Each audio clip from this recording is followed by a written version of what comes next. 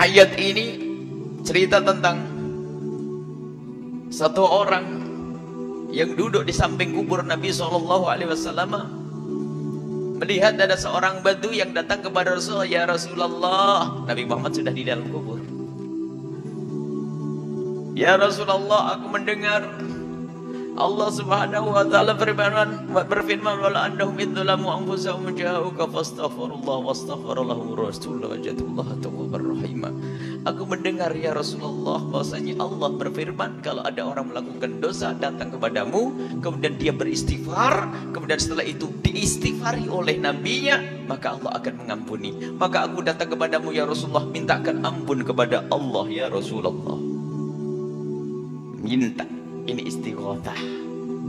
Jangan ada yang mengatakan ini adalah syirik karena kita tidak minta kepada Nabi, tapi kita minta kepada Nabi untuk diistighfarkan. Dan Ibnu Katsir semestinya tidak boleh di antara kalian itu yang jauh dari Nabi. Jangan berkata Nabi tidak ada. Nabi kau letakkan di mana selama ini? Nabi dalam cerita otakmu, Nabi dalam gayamu maulidan, Nabi dalam gayamu majlis, Nabi tidak di hatimu. Ini problem dalam dirimu kalau begitu. Nabi hendaknya senantiasa ada di dalam hatimu, yang menghentikanmu dari kemaksiatan, yang membawamu kepada taat, yang mengajakmu untuk melakukan ketaatan. Nabi ada di hatimu. Jangan bertanya Nabi tidak ada.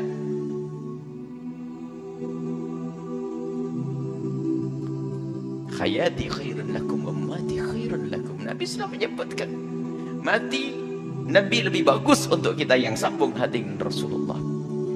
Hayati pun hidup Nabi adalah juga bermanfaat bagi orang yang sambung hati dengan Nabi. Biarpun lihat Nabi Muhammad tapi hatinya tidak sambung, muncul Abu Jahal, Abu Lahab. Jauhkah datang kepadamu hai Muhammad? Datang dulu kepada Rasulullah. Datanglah dengan Nabi, kepada Nabi dengan hatimu. Saat ini kita berjauhan, dan kita pun juga diperkenankan datang ke kubur Nabi. Seperti Ibnu Katsir sendiri waktu menghadirkan tafsir ayat ini, cerita tentang satu orang yang duduk di samping kubur Nabi SAW, melihat ada seorang badu yang datang kepada Rasulullah. Ya Rasulullah, Nabi Muhammad sudah di dalam kubur.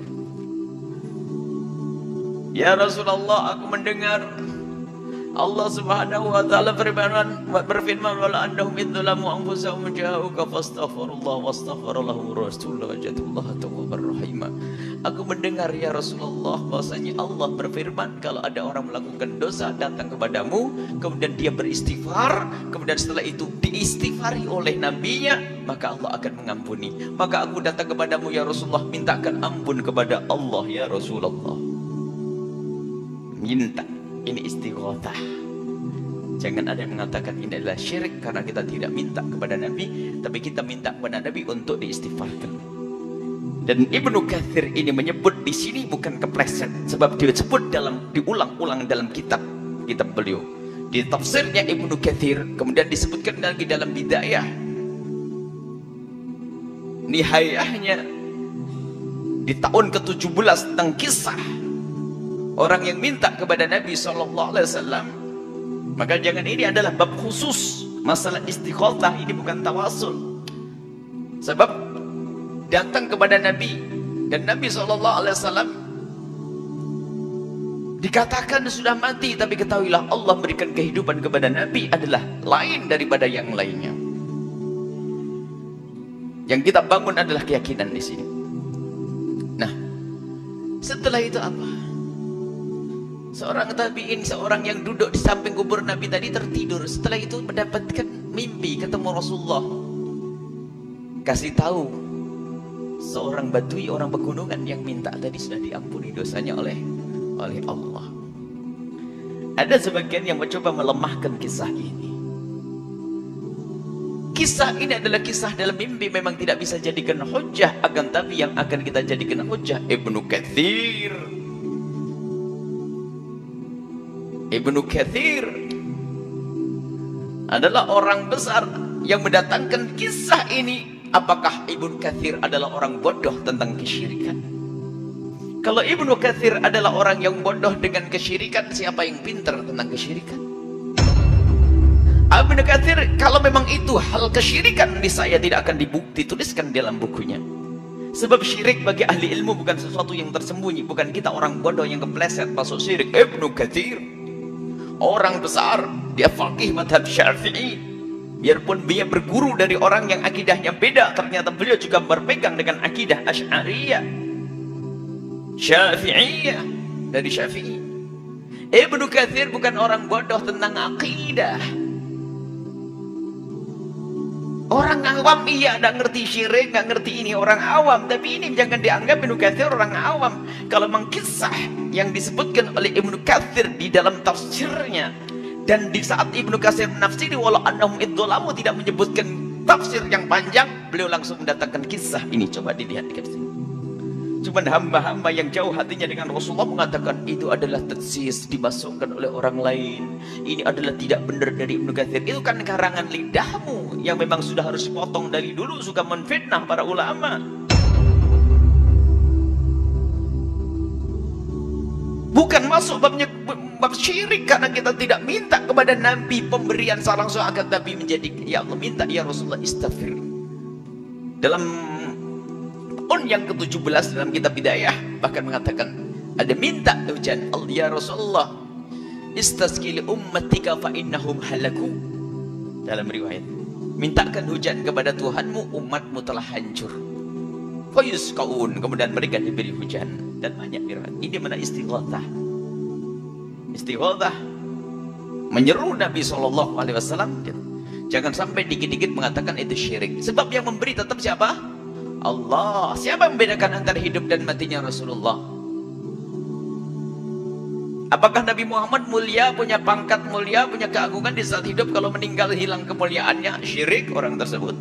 Nabi mulia di saat hidup, Nabi mulia setelah meninggal. Nabi punya pangkat waktu hidup, Nabi punya pangkat setelah meninggal.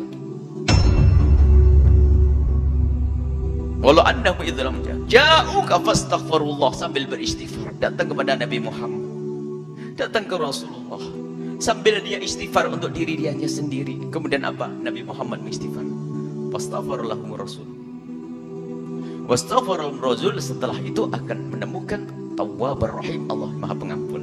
Jadi syarat tobat yang sesungguhnya untuk mendapatkan pertobatan dari Allah yang pertama datang kepada Rasulullah. Ini syarat yang pertama. Yang kedua, engkau harus juga minta ampun kepada Allah dengan lidahmu dan hatimu yang penuh kesadaran akan dosa-dosa itu. Setelah itu apa? Setelah itu Nabi Muhammad mendoakan kalian. Nah ini, mendoakan kita. Nabi Muhammad memohonkan ampun kepada kita. Dalam hadis sahih, turadu amalu ummati, disodorkan amal umatku kepadaku, kata Nabi SAW. Kalau baik hamidullah, kalau baik aku akan sanjung Allah, puji Allah Subhanahu wa taala. Kalau jelek istaghfartu li ummati, aku mohon ampun kepada umatku. Begitulah kasih sayang Nabi sampai hari ini pun tidak pernah putus. Maka sambungkan diri kita kepada Nabi sallallahu alaihi wasallam.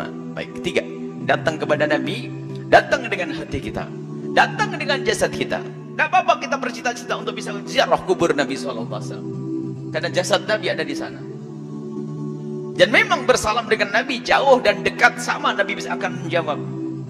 Akan tapi kedekatan dengan Nabi sendiri, dengan kubur Nabi, dengan jasad Nabi ada maknanya. Kalau tidak ada maknanya, Sayyidina Abu Bakar As-Siddiq tidak pernah minta dikubur dekat dengan Rasulullah. Sayyidina Umar tidak akan minta dikubur dekat dengan Rasul sallallahu alaihi wasallam. Kami mendapat faedah dari Fadilatul Habib Abdullah Baharun, waktu itu lagi duduk dengan Habib Alwi Baharun dan Habib Alwi Alatas, mengingatkan dia, wahai anakku, belajar akidah tidak susah. Coba kau lihat dari kuburnya Rasulullah sallallahu alaihi wasallam. Ada Nabi Muhammad, ada Sayyidina Abu Bakar, ada Sayyidina Umar. Dan kita melihat dari kubur ini saja sudah belajar akidah yang luar biasa dahsyat. Sayyidina Abu Bakar dan Sayyidina Umar dikubur dengan Rasulullah menunjukkan bahasanya batilnya orang Syiah. Batilnya orang Syiah. Bagaimana musuh Allah bisa dikubur dekat dengan kubur Rasulullah sallallahu alaihi wasallam? Ini menolak kaum yang mencaci maki Sayyidina Abu Bakar saat itu. Kemudian permintaan Sayyidina Abu Bakar untuk dikubur dengan Rasulullah dan Sayyidina Umar Rasulullah menunjukkan bahasanya ada makna kedekatan. Ini menolak orang yang anti ziarah kubur Nabi SAW dan mengatakan dari jauh pun sama dengan kedekatan, dengan ziarah dari dekat. Ini memang betul. Ini coba kalau memang nggak ada gunanya duduk dekat kubur Nabi, ngapain harus Sayyidina Abu Bakar minta untuk dikubur di situ? Dan begitu seterusnya. Terima kasih banyak yang sudah menonton. Sampai jumpa di video selanjutnya. Wassalamualaikum warahmatullahi wabarakatuh.